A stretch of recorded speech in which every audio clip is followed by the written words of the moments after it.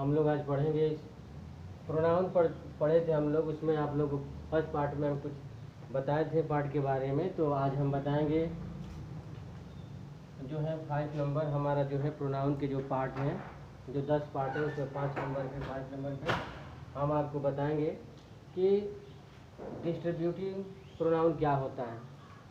Distribute माने आप तो यही समझते हैं कि डिस्ट्रीब्यूट माने होता है बांट देना या विभाजन कर देना। तो इसको अगर हम TIV लगा दिए इसमें तो ये डिस्ट्रीब्यूटिव हो गया। तो इसका मतलब होता है विभाग सूचक वाक्य या सर्वनाम। तो ये विभाग सूचक जो सर्वनाम होते हैं, इसमें क्या होता है कि सबका जो है अलग अलग जितने भी वर्ड्स आते हैं सबका कुछ न कुछ उसका कार्य होता है, और उसके बिना जो वो वाक्य जो है अधूरे हो जाते हैं।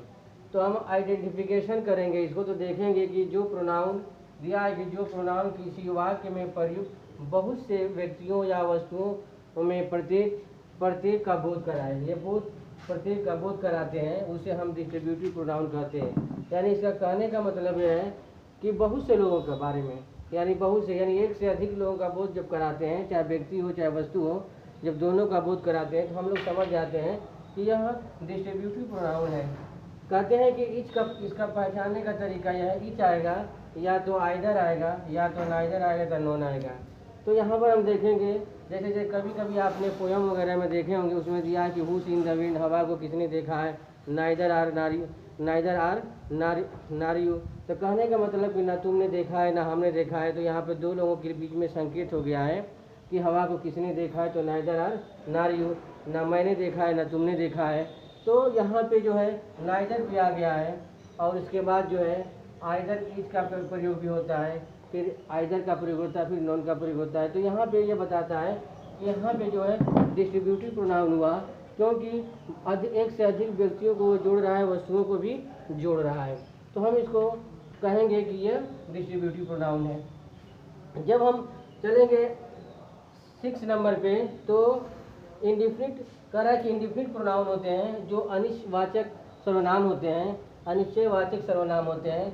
तो इसमें अनिश्चय का मतलब ये होता है कि इसमें संख्या की कोई लिमिट नहीं होती है, यह अनिश्चित परिणाम होता है। तो देखेंगे इसका आइडेंटिफिकेशन यदि हम करते हैं तो यहाँ दिखाई दे रहा है कि जो प्रोनाउन किसी व्यक्ति वस्तु की अनिश्चित संख्या या अनिश्चित परिणाम का बोध कराती हूँ, तो उसको हम समझ जाना चाहिए हमें कि ये इंडिफिनिट प्रोनाउन है। कैसे?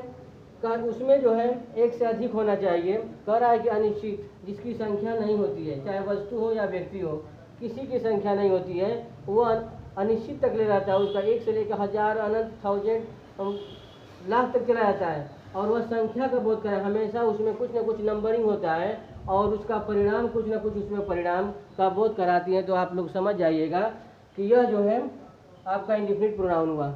और इसका देखेंगे तो इसका एग्जाम्पल देखेंगे तो उसमें सम और मेनी का प्रयोग अक्सर करके आता है। तो सम माने कुछ होता है, मेनी माने कई होता है। तो जब हम इसका एग्जाम्पल, अगर कोई भी एग्जाम्पल को हम देखते हैं कि उसमें सम या मेनी आ जाता है, तो हम समझ जाते हैं कि यह जो है इंडिफिनिट प्रोनाउन है। तो इसमें एग्जाम्पल हम देखेंगे कि I have many friends in the class. तो कह रहा है कि आई माने मैं है माने रखता हूँ, मेनी माने कई, फ्रेंड्स माने मित्र, इन द क्लास मैं कक्षा में जो मैं बहुत से क्लास को रखता हूँ, या मेरे पास जो है बहुत से कक्षा में मित्र हैं। तो यहाँ पे मेनी का जो कार्य कर रहा है वो जो है इंडिफिनिट प्रोनाउन हुआ। अब देखेंगे कि some of my brother are in the army. कह रहा आगे कि यहाँ सम का प्रयोग गया, और यहाँ पे दिया है कि माय ब्रदर मीन्स होता है मेरा भाई, क्योंकि मेरे भाई के साथ जो है कुछ लोग जो हैं कहाँ पे हैं, इन द आर्मी में। आर्मी एक सेना होती है, उस सेना में है। तो वो कह रहा आगे कि कुछ जो सैनिक हैं मेरे भाई के साथ जो क्या है किसमें, सेना में रहते हैं। तो यहाँ पर दिखा दिया है, यहाँ पे आपका सम आ गया है और मेनी आ गया है। तो इस तरह से हम समझ जाते हैं कि यह जो है इंडिफिनिट प्रोनाउन हुआ है। आप लोगों को बहुत अच्छी तरह से समझ में आ गया। चलते हैं नेक्स्ट पार्ट के पास।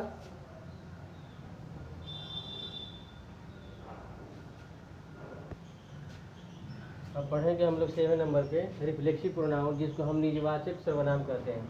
निजवाचक का मतलब होता है कि जो प्रभाव डालता है, कोई भी सब्जेक्ट पर अगर हम बात करते हैं तो वहाँ प्रभाव की बात किया जाता है, तो उसी को हम रिफ्लेक्सिव प्रोनाउन कहते हैं।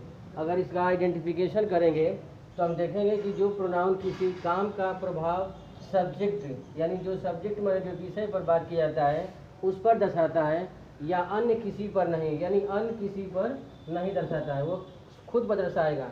जैसे मैं यह कार्य खुद करूँगा, मैं बाज़ार खुद जाऊँगा, तो वहाँ पे जो अपनी बात हो रही है कि तुम खुद ये काम करोगे या हम लोग खुद काम करेंगे, तो यहाँ पे जो है प्रभाव डालने की बात की जा रहा है कि जिसका कार्य वही करेगा, तो उसी को हम रिफ्लेक्सिव प्रोनाउन कहते हैं। यहाँ देखेंगे माई सेल्फ, आई के साथ हम आई के साथ हमेशा माई या माई सेल्फ का प्रयोग करेंगे।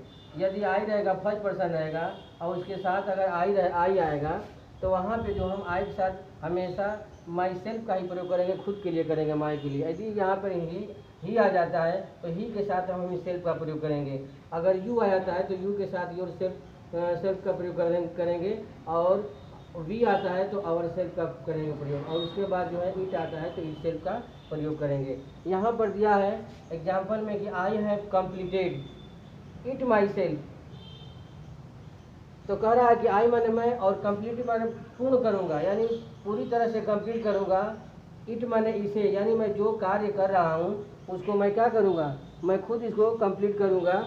और यहाँ पर फिर सेकेंड में बता रहा आगे, किसी punished her self for the mistake. कह रहा है कि कोई लड़की है, यहाँ सी का प्रयोग किया गया है, वह कह रही है कि सी माने वह पनिश्ड माने सजा देगी, हर सेल्फ माने खुद सजा देगी। किसको सजा देगी, यानी फॉर द मिस्टेक, यानी उससे जो गलती हुई है उस गलती की सज़ा जो है वह लड़की खुद उसको सजा देगी। यानी जहाँ पे खुद की बात किया जाए, पर्सनल बात किया जाए, तो उसी को हम क्या कहते हैं, रिफ्लेक्सिव प्रोनाउन कहेंगे। उसके बाद हम चलते हैं 8 नंबर पे इम्पैथिक प्रोनाउन में। तो यहाँ पे दिया है कि दृढ़वाचक सर्वनाम। तो दृढ़वाचक से ये मालूम हो जाता है कि दृढ़ माने होता है परिपूर्ण रूप से, यानी दबाव डाल के कार्य किया जाता है, कि जिस प्रोनाउन के प्रयोग जोर डालने के लिए, यानी जोर डालने के लिए, दबाव के लिए किया जाता है, उसी को जो है हम इम्पैथिक प्रोनाउन कहते हैं। जैसे Rahul himself sold the paper, कह रहा है कि यहाँ पे दोनों सेंटेंस में थोड़ा सा बस डिफरेंस है। यहाँ पे जो है आवर सेल्फ या माई सेल्फ जो होते हैं ये हमेशा वर्ब के बाद आते हैं, लेकिन यहाँ पे जो है हमेशा सब्जेक्ट के बाद आते हैं। कोई भी ऐसा himself, our self, them self, इस तरह से कोई भी चीज़ रहेगा तो हमेशा अभी सेंटेंस में जो आया है लास्ट में आया है, या आपका वर्ब जो है वर्ब के बाद आया है, पनिश दिया पनिश के बाद आया है, हर सेल्फ आया है, लेकिन यहाँ जो है सब्जेक्ट के बाद हिमसेल्फ आया है।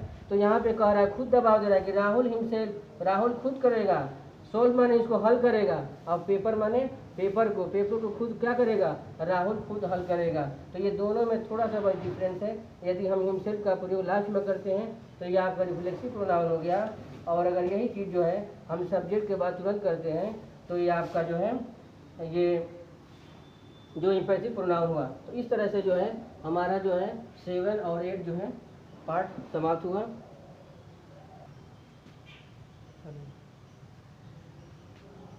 अब हम लोग पढ़ेंगे 9 रेसिप्रोकल प्रोनाउन होता है, ठीक ना। इसको हम बोलते हैं परस्पर वाचक जो है सर्वनाम।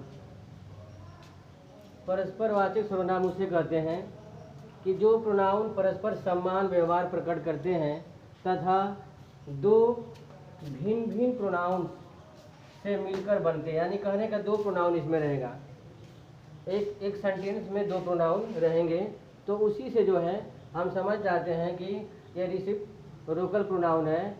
इसके बाद एग्जाम्पल को हम देखेंगे।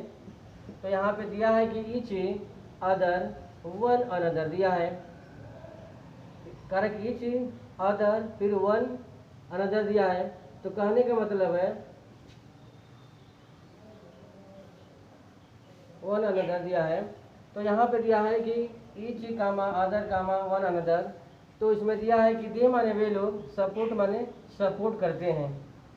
अब यहाँ दिया है कि वन अनदर, यानी दो, यहीं पे दो लग गया है, यानी दो जो प्रोनाउन को जोड़ रहा है, यहाँ पे फर्स्ट ये हो गया, सेकेंड ये हो गया। तो हम इसी को समझ जाएंगे कि यह जो है रेसिप्रोकल प्रोनाउन है, जहाँ दो प्रोनाउन को भिन्न भिन्न प्रोनाउन को जोड़ते हैं, एक तरह के नहीं रहते, अलग अलग तरह के रहते हैं। तो उसी को हम रेसिप्रोकल प्रोनाउन कहेंगे कि दे माने वे लोग, सपोर्ट माने सपोर्ट करते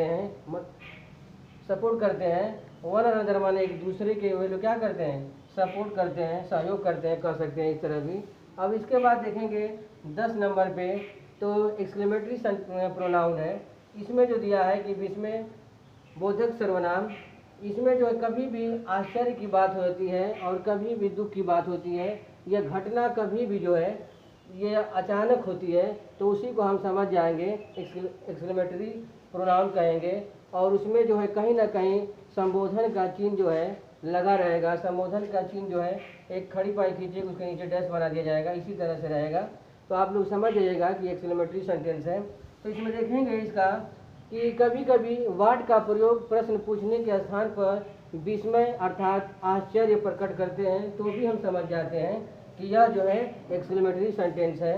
अब यहाँ पे बता रहा है व्हाट, तो यहाँ पे व्हाट देके व्हाट ए ब्यूटी, कह रहा है कि क्या सुंदर, यानी क्या सुंदर। ऐसे कोई बात आदमी, कोई भी व्यक्ति किसी से बात करता है क्या सुंदर, ऐसे आश्चर्य से बात करता है। उसके बाद कह रहा आगे कि what robin is a terrorist.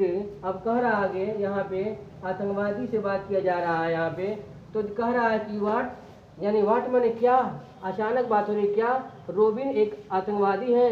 तो यहाँ पे जो है जब रोबिन का बिहेवियर पहले अच्छा था, लेकिन कोई व्यक्ति चाहे उसके दोस्त या मित्र उसको जब देखे, उसकी बात को सुने, तो वही आश्चर्य में पड़ जाते हैं और कहते हैं कि what robin is a terrorist, क्या रोबिन जो है एक आतंकवादी है। तो इस तरह से जो है एक्सक्लेमेटरी सेंटेंस ये हुआ। और कहीं कहीं पे आता है लाश, हुर्रा भी आता है, अचानक कोई घटना घट जाती है तो हम समझ जाते हैं कि यह एक्सक्लेमेटरी सेंटेंस है।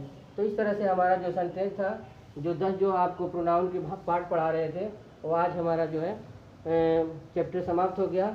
अगर किसी प्रकार का अगर क्वेश्चन को समझ में नहीं आया होगा या आप लोगों को कोई क्वेश्चन समझने में दिक्कत हो रही होगी, तो आप जो कमेंट बॉक्स में लिखिएगा और इसका एक नोटबुक जो है बना लीजिएगा, ताकि स्कूल खुलने पर जो है आप लोग को उसमें उससे ज़्यादा सहयोग मिलेगा।